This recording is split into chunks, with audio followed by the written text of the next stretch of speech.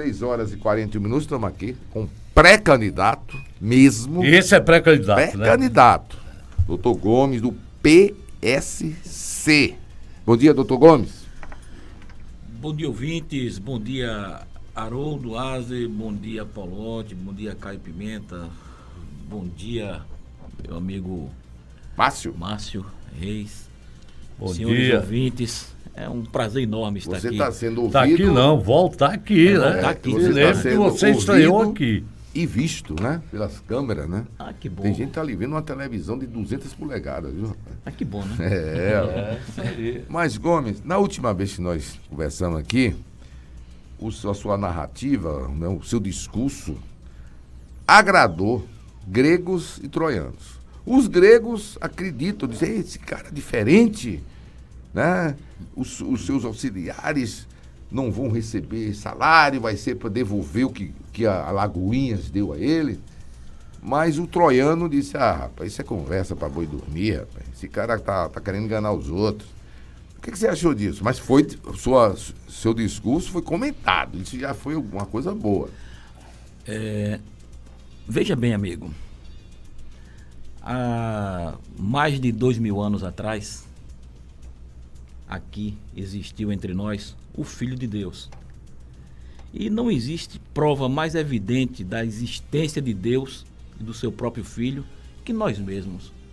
E nós ainda encontramos pessoas, esses troianos, que não acreditam em Deus, não acreditam em Jesus Cristo e atiram suas pedras.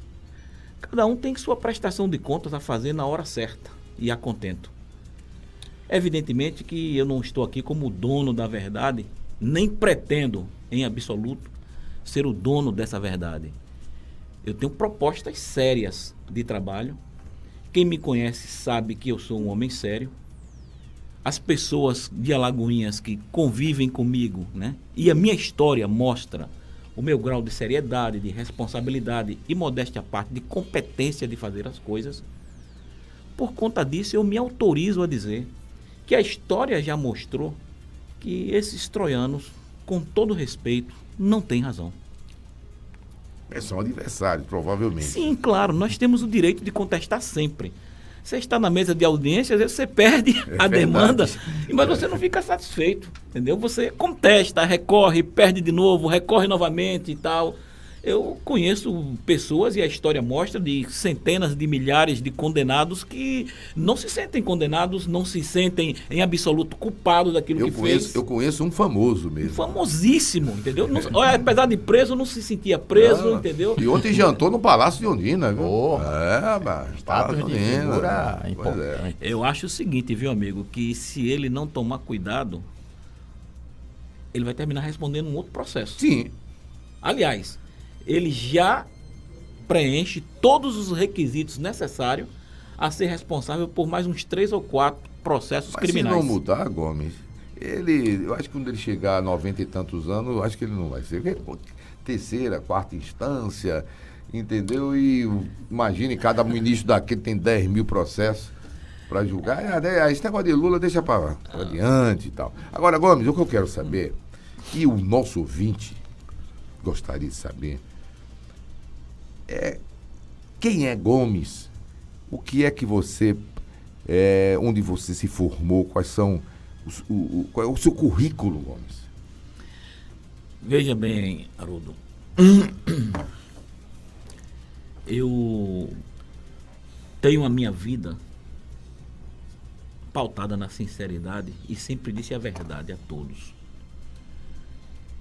Eu comecei a minha vida acadêmica, eu não vou contar a parte da... Aliás, vou começar do início. Começa do início, é bom. Eu fiz o primário, parte do meu curso primário, eu fiz aqui no Brasilino Viegas. Eu entrei na escola, eu tinha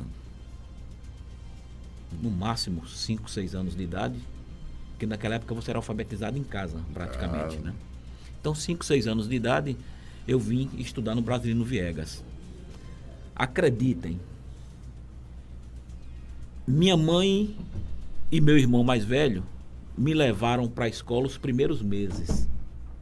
Depois, eu saía sozinho, andando do 15 de novembro Meu para o Deus. Brasilino Viegas e nunca fui molestado. Veja como Que tempo Alagoinhas, bom, né? veja como Alagoinhas era uma cidade boa. É, Eu, uma criança, literalmente criança, 5, 6 anos é criança. eu vinha de pé. Se eu ver uma criança na rua, eu vou chamar, olha, esse menino deve estar perdido. Mas antigamente, as crianças pertenciam a todos. Todos eram responsáveis pelas crianças. E eu nunca fui abusado. Eu nunca fui molestado por ninguém. Não teve um bullyzinho? Nada, Não. nem, absolutamente nada. Eu andava na rua, ia para minha escola, voltava. Aí, o terceiro ano primário, eu fui estudar no Adalgísia Santos. Foi quando abriu logo o colégio Adalgísia Santos, Sim. ali no Parque Alagoinhas, e eu fui estudar ali. Aí, o quarto ano primário, eu já fiz na escola Maria José Bastos Silva, que foi quando fizeram logo ali no Topson Flores, que ficava mais perto da minha casa. E em seguida, aos 9 anos de idade aproximadamente, eu estava preparado para entrar no ginásio. Como eu era muito novo para entrar no ginásio, antigamente o ginásio era uma seleção muito grande para entrar, a professora aconselhou que eu fizesse o 5º ano primário. Aí eu fui fazer o 5º ano primário na Senege, antigamente era Senege, né? Sim. Fiz e depois ainda tive que me submeter ao Eu admissão ao também, ginásio. rapaz, eu também. Era o Era um pré-vestibular. vestibular. Não, era pré, não, era vestibular mesmo. Vestibular Se mesmo. você não passasse, e era uma coisa séria. Sério? Você simplesmente não Tinha entrava. nota mínima, né? Exatamente. Não? E aí aquele livrão grande de admissão ao ginásio, cheio tinha todas as matérias ali, né? Pois é. Enfim, era um compêndio interessante, todo mundo estudava e era feliz, né? Feliz e não sabia. E aí eu finalmente entrei no ginásio. Na mesma Senege, eu fiz a primeira série de ginásio. Depois eu fui fazer já a segunda série de ginásio no Centro Integrado Luiz Navarro de Brito, quando inaugurou, logo aqui em cima. Aí eu fiz o meu primário todo ali, o meu ginásio todo ali no Centro Integrado. E o segundo grau, eu estudava no Flêming, eu fui estudar no Flêming, o saudoso Flêming. Foi uma das melhores escolas pena, daqui de né? Alagoinhas, entendeu? Na época que realmente... O Alagoinhas já teve, né? Quando o professor Carlos Rosa era realmente o diretor da escola, que ficava à frente de tudo e tal, que ele era um educador de escola, um cara muito Tinha um inteligente. dom para isso. Tinha quem viveu com o professor Carlos Rosa, quem dividiu espaço com ele, conhecia a competência dele. Um homem de uma eloquência ímpar. Poucos homens falavam tão bem quanto o professor Carlos Rosa. Era um discurso fácil, inteligente. Bom, ele era filósofo, né? Bom. Então era um homem assim muito culto, um cara muito sábio e tal. E muito simples, como todos os filósofos, na sua grande maioria. E aí, de seguida, concluí o segundo grau. Eu sou formado em administração de empresas a nível médio, né? Nível técnico de administração de empresa.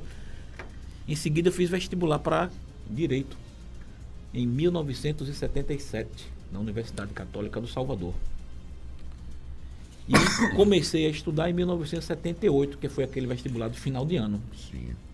E aí eu entrei na faculdade. Eu sou da época que o curso de Direito tinha Já 4 vão anos. 41 anos que você entrou na faculdade. Né? 78? Não, eu fiquei fora da faculdade 1 ano e meio aproximadamente, por conta da crise do petróleo de 79. Eu era tradutor da Montreal Engenharia. Essa é a minha Você história. era o quê, rapaz? Tradutor da Montreal Engenharia. Eu comecei a minha Você vida sabia inglês, rapaz? Você falava inglês? desde tenra idade. Did you speak English?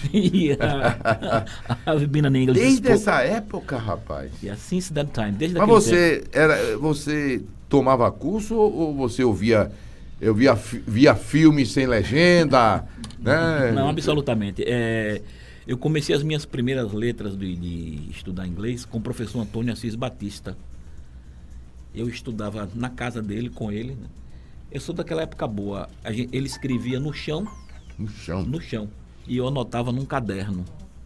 Meu Deus. Foram as minhas primeiras letras. Em seguida, eu estudei inglês com Décio Torres Cruz. Né? Não me lembro dessa. Rapaz, Décio foi um dos grandes intelectuais que passou aqui por Alagoinhas, um cara jovem, né? E em seguida eu estudei também com o professor Rui de Albuquerque. Ah, esse eu conheço. Esse é nosso Esse velho eu conheço. Um velho conhecido. conhecido. E depois eu fiz um curso no Brasil e Estados Unidos. Eu fiz um teste fui um dos primeiros colocados, ganhei uma bolsa e já entrei para fazer o Michigan. Michigan é um curso preparatório de proficiência da língua que lhe autoriza, depois da formação, estudar em qualquer universidade dos Estados Unidos ou da Inglaterra. Rapaz. Enfim, eu fui um dos primeiros E colocados. seu inglês é americano ou inglês? Olha, eu acho que eu falo, às vezes, com sotaque americano, às vezes com sotaque britânico, né? Opa! Eu aprendi inglês no Brasil, né? E convivi com várias pessoas de idiomas diferentes. E tanto que o meu primeiro emprego já foi como tradutor e intérprete do Hotel Meridian, quando foi inaugurado. Opa, É, rapaz. eu fui tradutor do Hotel Meridian. Meridian. Né? Eu conheci de perto Rainha Elizabeth, Harry Kinsey, Gerald sim. Ford, essas pessoas todas. Eu era tradutor do hotel. Que coisa maravilhosa. Eu não sabia que tinha uma lagoinha. Eu sabia É, disso, sim. Exato. Rapaz. Agora, por falar nisso, eu estava lendo sobre isso e o jovem, né? As pessoas que ainda conseguem ter tempo para estudar e ouvir um conselho de uma pessoa, além, né, do português, da matemática e tal, disse, olha, você que é jovem, você tem que aprender inglês. Não tem como você entrar num emprego se você não tiver pelo menos noções de inglês. O inglês hoje é quase com a mesma... Para você conseguir um emprego bom, Isso mesmo. tem a mesma importância do português e da matemática. Eu ouvi uma pessoa dizer isso. E muita gente não leva a sério isso. Por que eu tenho que saber inglês? Infelizmente, o mundo hoje tem que saber inglês. É verdade. É a língua universal. Mesmo como profissional liberal, eu vou terminar de concluir o meu Sim, vamos pequeno lá. currículo. Né? Aí, uma vez concluído o curso, eu fiz especialização em Direito Penal pela PUC, em São Paulo. Fiz especialização em Direito Civil pela Universidade Federal da Bahia, pela Fundação Faculdade de Direito. E eu fiz mestrado em Direito e Políticas Públicas pela Universidade Unifax, cuja tese de mestrado é o norte do nosso trabalho, né, nossa proposta de trabalho, né, se eleito for na condição de concorrente à chapa majoritária aqui nessa Agora Assembleia. vamos para o outro lado, o doutor Gomes. O Gomes, empresário. Veja só, como advogado, eu cresci junto com a cidade. Né? Os mais velhos sabem que Alagoinhas, no início dos anos 80, tinham poucos advogados. Você contava numa mão os advogados que tinham aqui, né? Paulo Otti bem sabe disso. Verdade. Ganhava dinheiro, né, verdade. Olha, Nessa época, eu agora não tem mais de posso- 300 advogados em Alagoas. 730 Como é? na região. Na região. Na região. Mas olha, eu acho muito bom. Né? Eu sou da opinião que todo bom brasileiro deveria fazer um curso de direito. Não para ser advogado em si, Sim, entendeu? sim.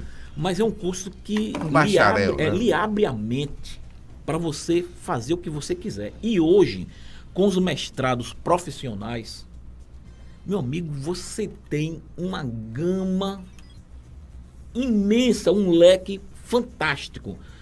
Bom, a empregabilidade do advogado é maior do que qualquer curso. Pode observar, todo concurso público exige que o cara seja bacharel em direito, quase todos.